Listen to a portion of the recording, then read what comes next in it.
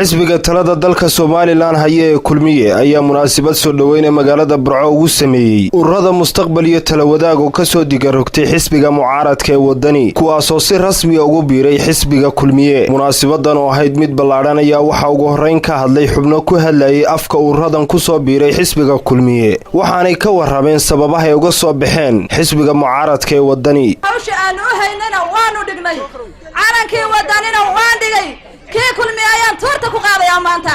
waxyaabaha aan kaga soo digarogtay waxaa ka mid ah qabyaalad iyo maamul xumaan iyo qorshe la'aan. Xalay Cabdiraxmaan Ciro waxaan leeyahay xilka iyo tartanka waad ku fashilantay, iska dhig baan ku leeyahay. Muuse Biixi aniga iyo ururkayguba waxaan u siinaynaa codkayga abaalgud.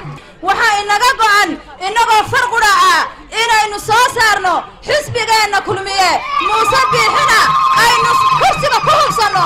taageeradan xisbiga kulmiye oo haynaana waa mulkiyad waana cod hantiya oo aan cid kale kula gorgortami karin. waxaanu leenahay muusow ku hiilinaye adiguna anaa karan oo aanay loobin baanu leenahay. hadduu maanta ilaahay idin soo garansiiyey hirkii baxaya ilaa caifaya guushii kulmiye soo dhawaada mar walba waxaanu la garab taagannahay xisbiga kulmiye oo aan geed gaaban iyo geed dheer baa fuuli doonaa sidii aan ugu guulayn lahayn doorashada aqalka madaxtooyada jamhuuriyadda Soomaaliland mudane Muuse Biixi Cabdi. anagu xisbiga kulmiye waxaanu ku dooranay inaan caawa ugu digaroganay annagoo ah ee mustaqbal kala soo digarogtay xisbiga wadani.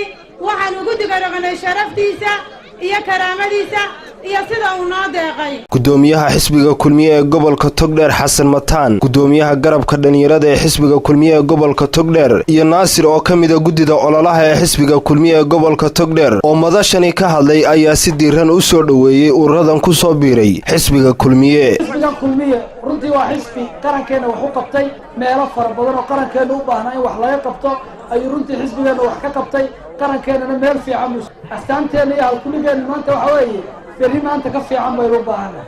berridaa maanta ka fiican waxaynu ku kalsoonahay xisbigeena hadduu talada mar kale ku guulaysto inuu guusha inoo xaqiijin karo. xisbiga kulmiye waxaad ogtiin dhalinyarada aad buu ugu qabtay. waxaan idin leeyahay ku soo dhawaada xisbiga kulmiye. xisbiga kulmiye waa xisbigii dhalinyarada, waa xisbigii mustaqbalka, waa xisbigii horumarka. ku soo dhawaada xisbiga kulmiye. xisbi aan laydinka lahayn weeyaan, xisbi aad taladiisa qayb ku leedihiin weeyaan. maanta laga bilaabo waxaan idin leenahay welcome to kulmiye party.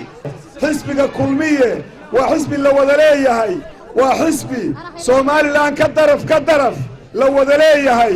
waxaan leeyahay aad iyo aad baan idin soo dhawaynayaa. berrito isu soo baxeenna waxaa laynaga doonayaa inaynu anshaxa ilaalino, inaynu nabadgelyada ilaalino, inaynu taageerayaasheenna iyo madaxdeenna iyo bahweynta xisbiga kulmiye codkooda ay ku hubsadaan musharaxa madaxweyne ee xisbiga inooga sharaxan mudane Muuse Biixi Cabdi. Axmed Kaafi Salebaan Carab, Bulsha TV, Burco.